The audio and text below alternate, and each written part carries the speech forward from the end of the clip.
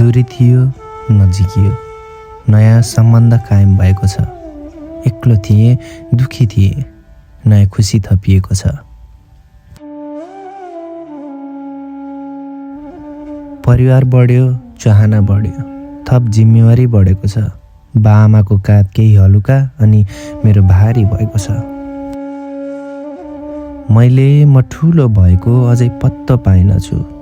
मलाई केटाकेटी झैँ उत्ताउलो हुन पुगेकै थिएन। आमाको काखमा निन्द्रा नपुगे झैँ भएको छ। मलाई बच्चा भएर बाँच्न पुगेकै थिएन।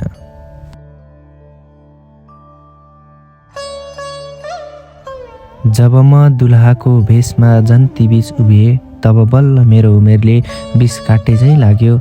आमाले निधारमा चामलका टिका बोकाइरहँदा मलाई जिम्मेवारी बोकाए झैँ लाग्यो।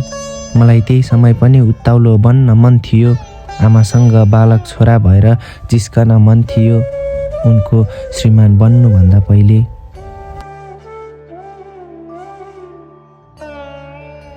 जन्तीले डाँडा काटे, समय बढ्दै गयो। सन्ध्या पनि काटे। रातको सन्नाटामा खुसीको गुन्जायमान सुनाए।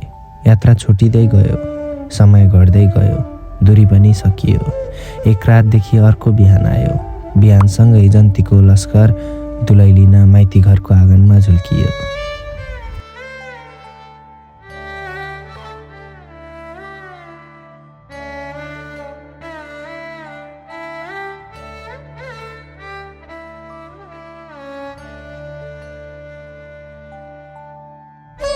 मलाई अझै पनि विश्वास थिएन।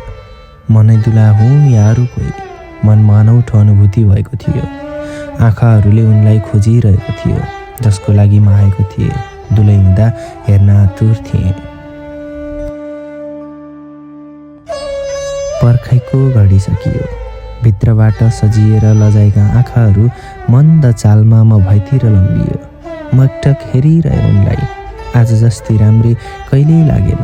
म फेरि पनि उनको प्रेममा अझै गहिरिएर डुबे। हामी बीच संवाद भएन। हामी संवाद बीच घेरिएका थियौँ। मन्त्रले बाँधिएका थियो। नयनले गर्ने प्रेमका कुरा सकिएपछि औँठी र बरमाला लगाएर पनि सकियो।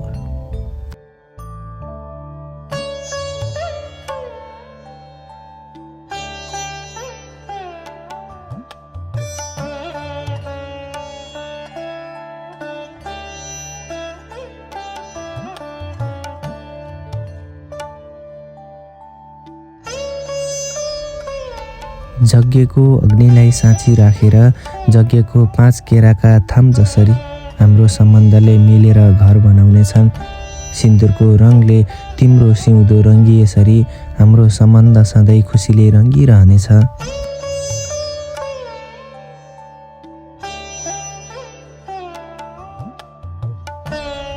तिमी मेरी थियौ, मेरी नै हौ र मेरै रहनेछौ। जब लगनगाठो कसियो तब मेरो प्राण तिमीमा कसिएको छ। तिम्रो सिउँदोको सिन्दुरसँगै मैले मेरो प्राण तिमीलाई सुम्पेको छु।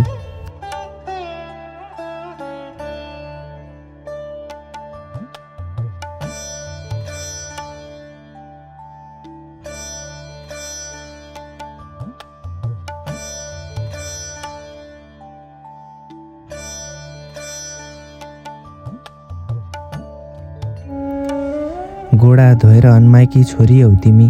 तिमी बुहारी भएको दिन तिम्रो माइतीले एउटा छोरा पाएका छन्। मेरो परिवारले छोरासँगै एउटी छोरी पाएका छन्।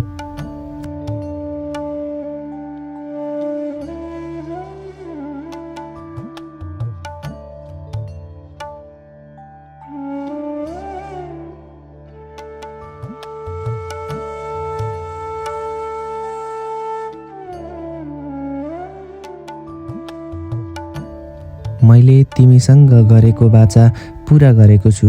धोका र छलको जमानामा पनि तिमीले मलाई विश्वास गरेकी छौ। यतिसम्म गरेकी छौ कि जसको गुण तिर्न मसँग म बाहेक केही छैन।